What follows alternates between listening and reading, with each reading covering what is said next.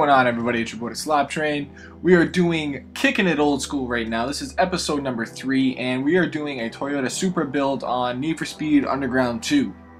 Now, if you guys are just joining us for this series, episode 1 was just, I guess it was like an intro to the Need for Speed, and the episode 2 was an intro to the Test Drive Unlimited 2.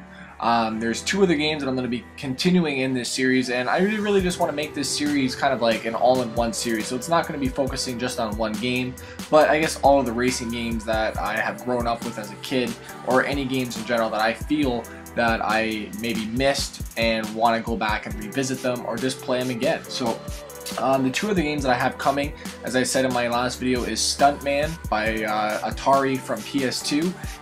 Absolutely phenomenal game. If you guys haven't played that game, fantastic game. And the other game that I'm waiting on is D1 Formula Drift for the PS2 as well too. So that should be in the next few days. I'm pretty pumped about that. I've never played that game yet, so I don't know what to expect.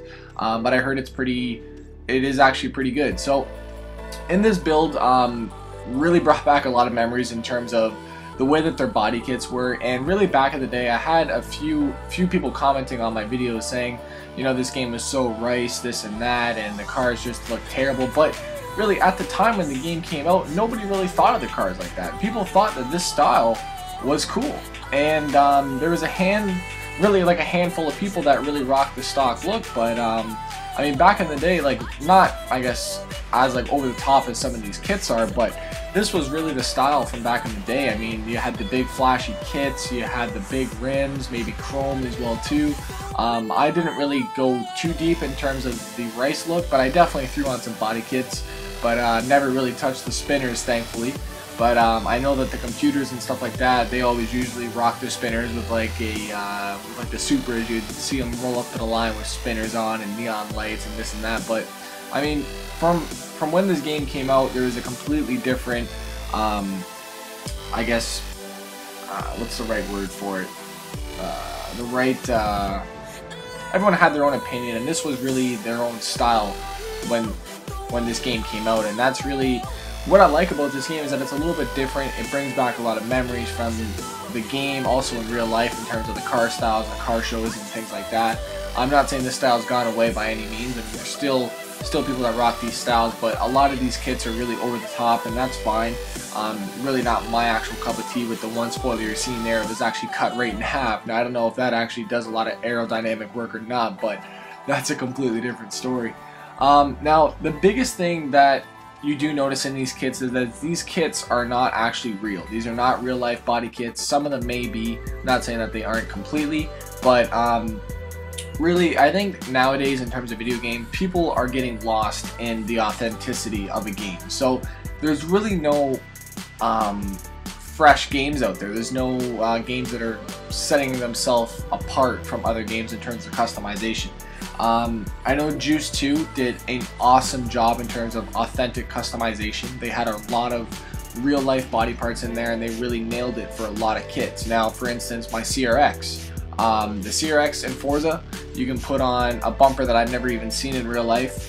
You can throw on some aerodynamic kits, this and that. They have a few Mugen wings and stuff like that as well. But in terms of Juice, if you go onto Juice, and I will do an actual comparison in the next few videos, but if you go onto Juice, they have every kit known to a CRX on that game. Side skirt, rear bumper, front bumper. They have tail lights, front headlights, they have the Euro lights, they have the Halo lights, they have everything. And I wish that games would do this more.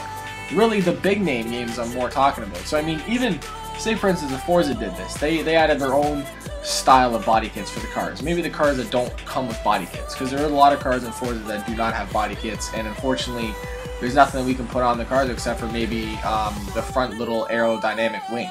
But I mean, it'd be really nice if we could maybe add our own front lips to them or stuff like that. I know Most Wanted came out with the very first, what was it? It was where you can actually mold your own kit. So say for instance, with this kit that I have on here, you can actually tweak every little bit of that kit. You can tweak the length of it, the width, and I will, if I can find some videos on that, I'll actually show you guys. But it was really neat the way that they actually did that, and I thought it was really smart.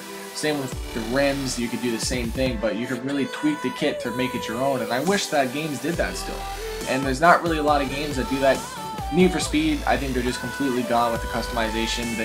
I think the last 3 Need for Speeds that came out, don't quote me, but I don't even think you could touch the car by any means. So they've really lost themselves in terms of customization. Those are Zonda rims, by the way. That's sick. But yeah, they've actually lost the customization of a lot of games. Even Forza, if you guys watched Tomcat's video the other day, he was comparing Forza 2 with Forza 4, and they've lost a lot of rims, they've lost a lot of body kits, and also cars. So it kind of seems like the gaming actual industry is taking a step backwards in terms of their I guess gameplay customization. A lot of people love customizing. That's what really makes a game apart from another game. And I mean, if you take 2 of the same games, one maybe has customization, one doesn't. Say for instance with the new Need for Speed, if they would have maybe put on some extra body kits or maybe a customization option, that game might have done a little bit better than it did, just because of the fact I think that game flopped. I don't know 100%, but I think it did personally. I'll have to look at some stats a little bit later, but yeah, I mean, I don't think the game did as well as it could have, and a lot of games are just taking out certain features and add-ons that really should be in a game. For instance, with the Need for Speed again, they don't have shifting. There's no shifting in the damn game. You can't even make an option. If you can, let me know in the bottom, please. But when I played the demo, there was no option to add on a manual shifting, and really, it's really upsetting that games are kind of going backwards. I mean, it's a racing game. You want to be able to do everything that you would in a car. I mean, you wouldn't see a sports game take out something, for instance, say for instance hockey. You wouldn't see a hockey game with not able to maybe do a slap shot, right? So I mean, they have all of the elements in a sports game that is in real life. So why not do it with a racing game? I understand that it's an arcade game and that's fine, but maybe add those few extra flavors and the extra styles to maybe give it that extra replay value. And that's what I'm not seeing in a lot of games, is the replay value is gone. Nowadays, I don't even buy a game unless it's an online game. That's really about it. And I know, like, the only games that I've really played more than once are a lot of the racing games, of course, but like Metal Gear Solid, awesome games, by the way. I was going to do an actual Let's Play on that, but that'd just take too damn long to do.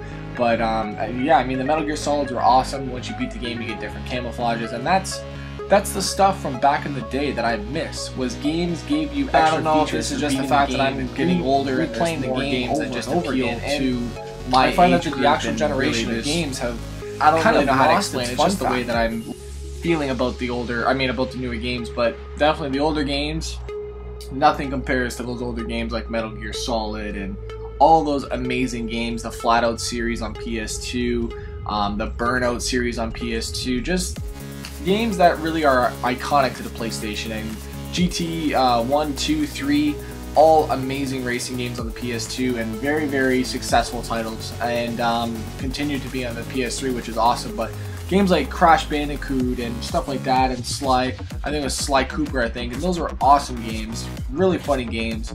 But you just don't see a lot of those anymore that are as fun, I guess, as they used to be.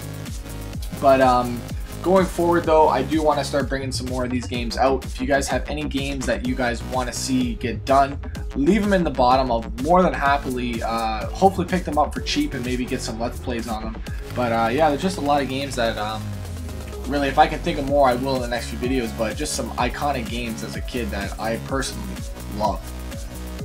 Now, we're going to get to some comments from, I think it was yesterday.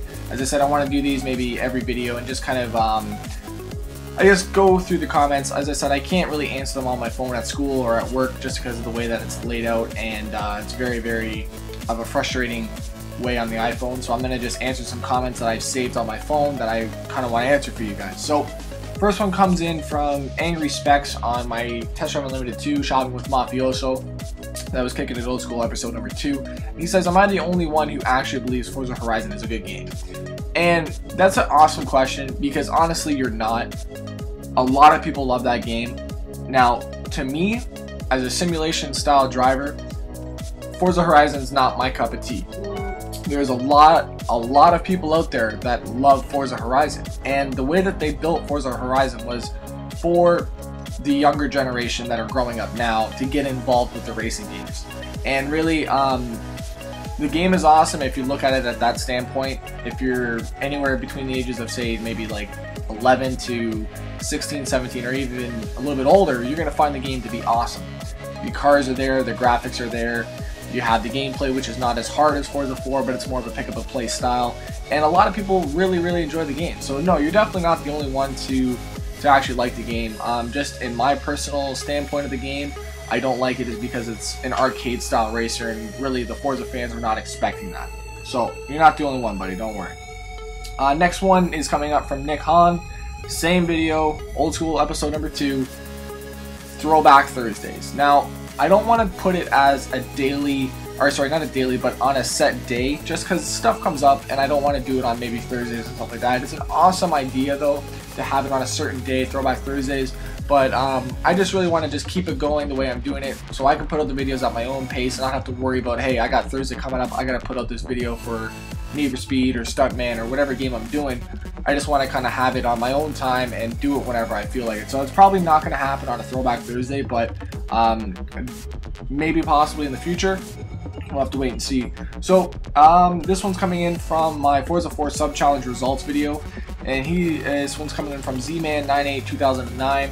I don't have Forza 4, I have Forza 3 and Horizon. Can you still do this maybe on Forza Horizon or Forza 3? So I'm thinking he's asking about the challenges that I do weekly or monthly, and I'm debating about doing some challenges for Forza 3, maybe even Forza 2, for the people that are still playing that. Maybe do, not really like challenges, but maybe sending me in some old school replays that you guys may have, or maybe some drifting replays for the people that are still on those old games.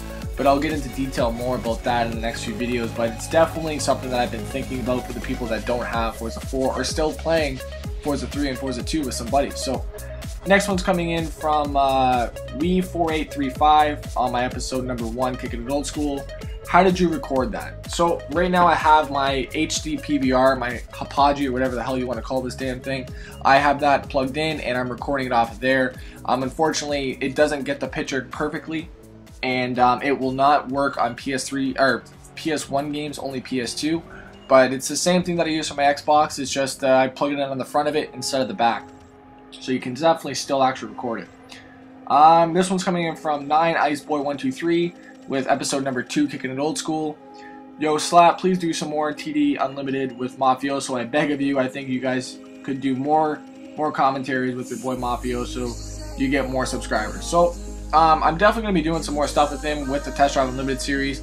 Awesome guy. Known him for a while now, so I'm probably going to get some more stuff going with him. Me and him have howls every time we play that game, or any game in general, so I'm probably going to definitely do some more videos with him, and I hope you guys do enjoy those as well too when I'm doing them.